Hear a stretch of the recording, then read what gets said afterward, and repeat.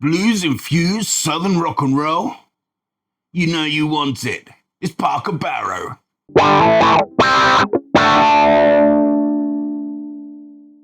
All right, everyone. Hope you're doing well. Simon here. Latest episode of Musical Discoveries. And this episode is a band called Parker Barrow. Yeah. They describe themselves as blues infused southern rock and roll. And yeah, they said it themselves best. Um, really good band. Really good band. They're a six-piece band. I believe that they are based out of Nashville. Yeah. Now, how I discovered them was an algorithm recommendation. Yeah. Just popped up on my algorithm. Um, so I thought I'd have a listen. And it's one of those times where, yeah, I was pretty blown away from the offset. It's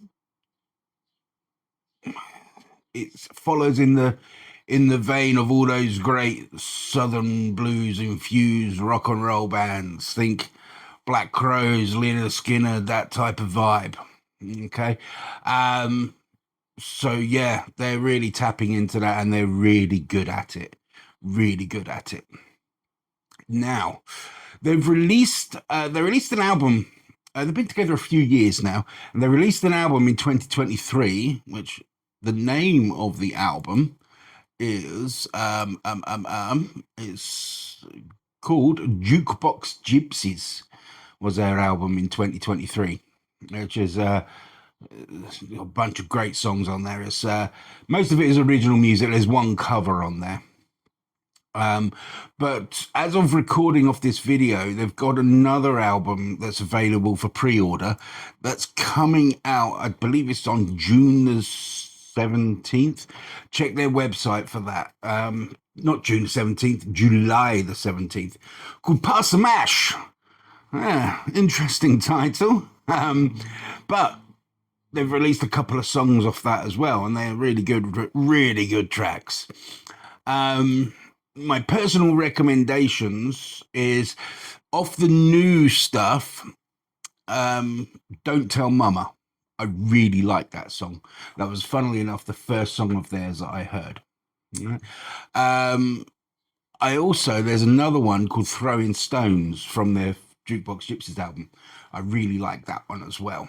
But they've released a couple more songs off the new album, and all the stuff I've heard from the new album, really good, really good. You can actually hear a progression of songwriting and performance from the first to the second album. Okay, really do hear a big progression in songwriting and performance.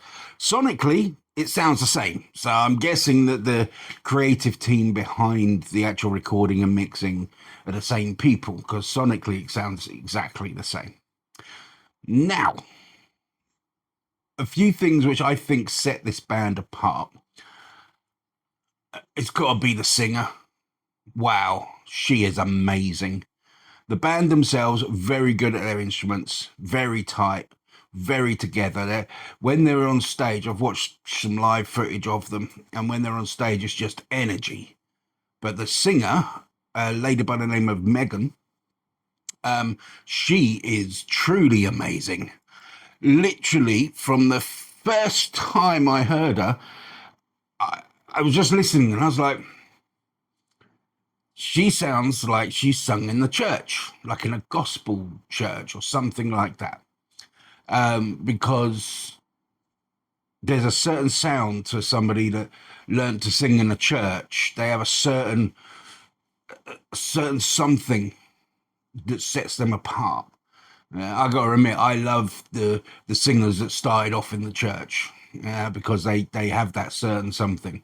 So instantly, I'm thinking she sounds like she learnt to sing in the church.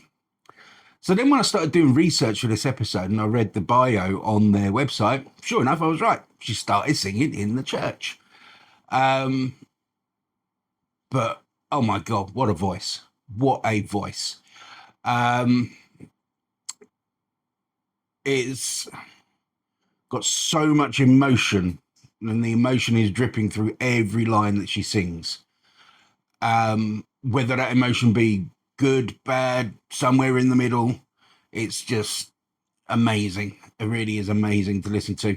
And another thing I really like is very authentic. If you're listening to it, if you listen to any of the songs with a critical ear, you can hear things where it's authentic and emotional, where a lot of producers would make the singer sing it again to get it perfect.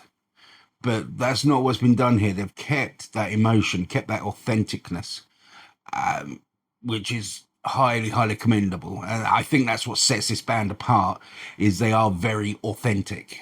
They're not overproduced to the point of you might as well just get a robot to do it. Yeah. And when you watch them on stage as well, she is like a ball of energy, a ball of energy. It's almost, I don't want to use comparisons, but you think of the great front people of the past. I could almost get the feeling that when she was a child, she was watching videos on TV and learning how to perform on stage, because it's just energy, energy, energy. So truly amazing. Yeah. So if the band ever watch this, you're doing really great things. I think this band have gone quite up high on my list of favorite bands. Yeah, they are that good. And okay, my list changes a lot, but I can't wait now for the new album Incomplete. At the moment, they're on tour and they've got a bit of a dream gig going on. They're supporting Blackberry Smoke as the opening band. Now, I feel sorry for Blackberry Smoke because you got to follow these guys, and they are going to do exactly what a support band should do, and they are going to kick your ass every night. And they're going to make you perform better, because if you don't perform better than your opening band, then why are you the headliner? Yeah, this band will kick your ass every night. Yeah, yeah, it's really good, really good. So I have waffled on. I know I've waffled on this one. I'm excited about this band, and I think they're going to do great things. Like I say, they're on tour at the moment. They were touring around the States, and I believe they were going to the UK to play some dates as well. I want big things for them. One thing I really don't want for them is unfair comparisons. Where I mentioned before that they, in the vein of like the Black Crowes, Lynyrd Skynyrd, that sort of thing.